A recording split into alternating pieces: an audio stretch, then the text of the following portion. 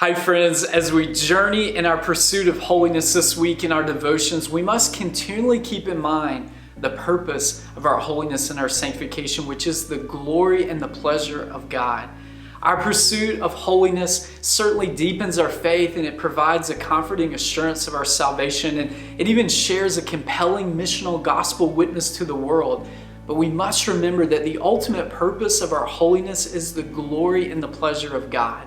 In Philippians chapter 2, Paul proclaims, "Work out your own salvation with fear and trembling. For it is God who works in you both to will and to work for his good pleasure. Do all things without grumbling or disputing, that you may be blameless and innocent, children of God without blemish, in the midst of a crooked and twisted generation, among whom you shine as lights in the world." Philippians 2 is a wonderful sermon for us to preach to our hearts. First, Paul agrees that our sanctification is work, as he says, work out your own salvation. And it requires us to constantly pursue God in moment-by-moment passion for him. Secondly, although God cooperates with us in our sanctification, we must also understand that it is God who works in us for our holiness. The Holy Spirit is able and abiding if we surrender to his purposes in our lives moment by moment. Additionally, we want our sanctification and holiness to validate that we are indeed children of God. As God's children, our default passion in this life should be thanksgiving. Paul challenges and charges the church to do all things without grumbling or disputing. The opposite of grumbling and disputing is thanksgiving.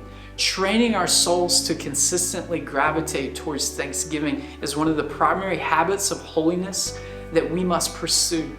Paul reminds us in Colossians 4:2 to continue steadfastly in prayer, being watchful in it with thanksgiving.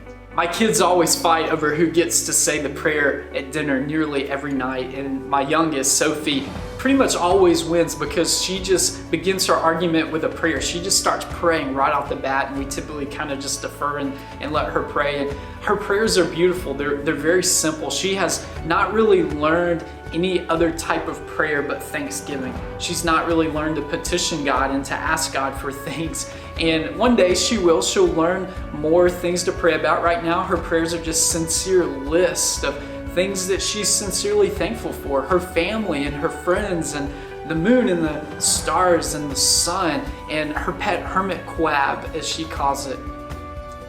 I really believe that she has it figured out, that we, just like children, we should immediately default to thanksgiving. Our hearts are seemingly unable to desire sin when they are continually in a state of thankfulness.